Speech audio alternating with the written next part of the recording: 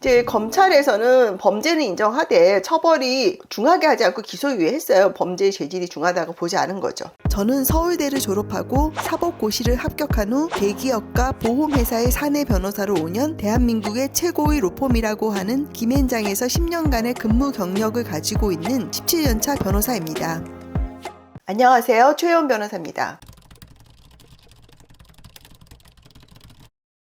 이혼 소송 상담을 하거나 소송을 수행을 하면은 여러 가지 형사적인 문제들이 있어요. 예컨대 이제 저 같은 경우도 여자분이 별거를 했어요. 여자분이 집을 나온 거죠. 근데 문제는 나와서 이혼 소송을 제기했는데 그 집에 지금 자기 물품이 있는 거예요. 그래서 그걸 좀 가져오고 싶은데 워낙 그 사이가 안 좋고 또 이혼 소송 전에도 남편이랑 대판 싸우고 집을 나갔기 때문에 남편이 너 이 집 나가면 다시는 못 들어와 뭐 이런 식으로 약간 엄포를 놓았다 그래요. 근데 내가 지금 친정에 와 있는데 내 물품을 가지러 저 집에 갈 수 있느냐 이제 이런 이슈가 있는데 그거는 사실 이게 주거 침입이 되냐 안 되냐는 사안마다 다릅니다. 그렇기 때문에 제가 일률적으로 된다 안 된다 이렇게 말씀드리기는 어려운데요. 되도록이면은 형사적인 이슈가 있으니까 자제를 해달라 제가 이렇게 얘기를 하시고 또한 좀 신분이 공무원이거나 이러신 분들이 계세요. 이제 이런 분들한테는 이거 잘못하면은 형사 고소 당할 수 있으니까 그 집 안 가시는 게 좋겠다 내지는 허락받고 가라 이렇게 제가 조언을 드립니다. 근데 오늘은 별거 중인 부부가 이혼 소송을 했는데 남편이 아내의 허락을 넘어서 집을 간 거예요. 근데 집을 가가지고 아내가 없을 때 집에 비밀번호를 누르고 가서 있었던 게 이제 주거 침입으로 아내로부터 이제 고소를 당했습니다. 근데 검찰에서는 기소유예를 받았어요. 근데 보통 대부분의 경우는 기소유예를 받으면 이거는 이제 전가라고 볼 수는 없기 때문에 많이 다투지 않는 경우가 있는데 몇몇 경우는 이 기소유예 처분도 되게 민감한 경우가 있어요. 대표적인 게 이제 공무원들, 다음으로 외국인들. 이 외국인들은 기소유예 처분을 받으면 출입국에 문제가 생기는 경우가 있거든요. 그래서 이런 분들은 기소유예 처분을 취소해달라고 하는 헌법소원을 제기합니다. 지난번에도 제가 말씀드렸는데 기소유예 처분 취소 헌법소원을 하면은 한 20%까지는 안 되고 15% 정도로 취소가 되는 경우가 있어요. 근데 다만 이게 되게 오래 걸려요. 한 2년 이렇게 걸리기 때문에 이게 실익이 있는가 이런 고민이 있죠. 근데 이분 같은 경우는 아마 제가 확인한 바로는 기소유예 처분 취소 헌법소원하고 바로 이 취소 결정이 났습니다. 아무래도 제 생각에는 외국인이라 취소할 건 빨리 해줘야지 이 출입국 관련해서 어떠한 제한이 없어지기 때문에 그런 게 아닌가 싶습니다. 그래서 이 사안을 좀 설명을 드리면요. 이 남편이 제가 말씀드린 대로 이혼 소송 중에 별거하는 아내의 집에 들어간 거예요. 그래서 아내가 이거를 고소한 거죠. 그랬더니 검찰에서는 기소유예 처분을 한 거예요. 근데 이 A씨는 영주권을 취득한 외국인이고 아내하고는 2010년에 결혼을 했어요. 그래서 10년 넘게 혼인생활을 유지했는데 이 두 부부는 별거를 했어요. 아마 직장생활 때는 별거를 한 것 같아요. 그러던 중에 2021년 6월에 이 A씨, 이 외국인 남편이죠. 남편이 아내로부터 이혼 소송을 당했습니다. 그리고 6월이 이혼 소송 당하고 8월 초에는 또 아내가 있는 집에 또 갔어요. 근데 8월 18일경에 아내가 너 이제 더 이상 우리 집 오지 마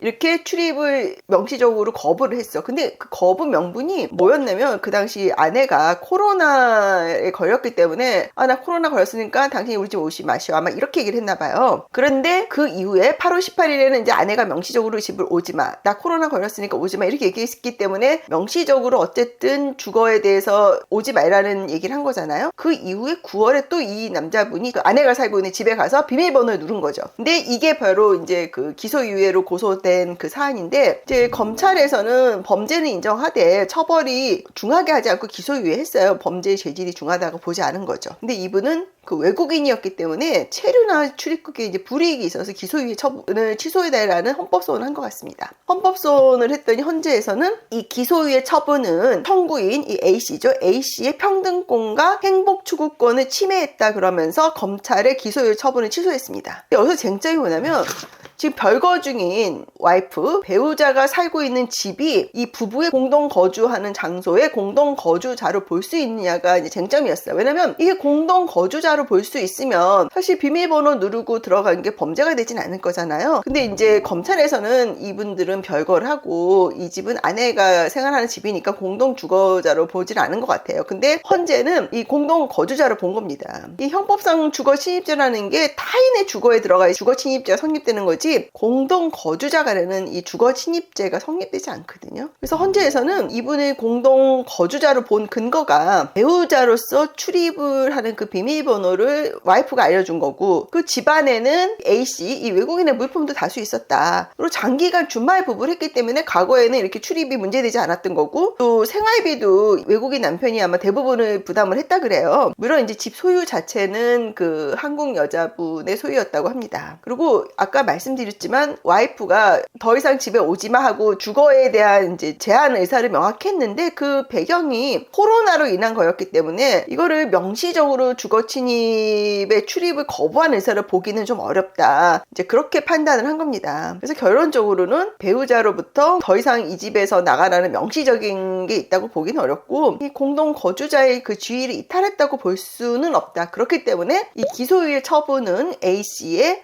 평등권과 행복 추구권을 침해했기 때문에 취소해라, 이렇게 판단이 났습니다. 근데 이게 좀 기소유예 처분 취소는 예컨대 이 사건에서 이혼 소송 중에 배우자의 집에 들어가서 주거침입죄로 기소가 됐는데 헌재에서 취소했다. 그러니까 앞으로 이혼 소송 중에 별거 중인 배우자 집에 들어가도 처벌받지 않는다, 이렇게 해석을 하면 안 될 것 같아요. 그거는 개별 사안마다 다른 것 같아요. 다만 이분같이 외국인이기 때문에 기소유예 처분 자체가 되게 문제가 되고, 아니면 공무원이기 때문에 기소유예 처분이 또 징계되는 경우도 있거든요. 그런 경우에는 개별 사안을 좀 따져서 기소유예 처분을 좀 다퉈볼 필요가 있는 게 아닌가, 이런 생각이 들고 있습니다. 그래서 오늘 제가 말씀드린 기소유예 처분 취소 사례가 도움이 되셨으면 좋겠고요. 주거 침입에 대해서 지금 현재 문제가 되거나 기소유예에 관련해서 취소를 고민하시는 분은 카카오 채널 최혜원 변호사로 연락 주시기 바랍니다. 감사합니다.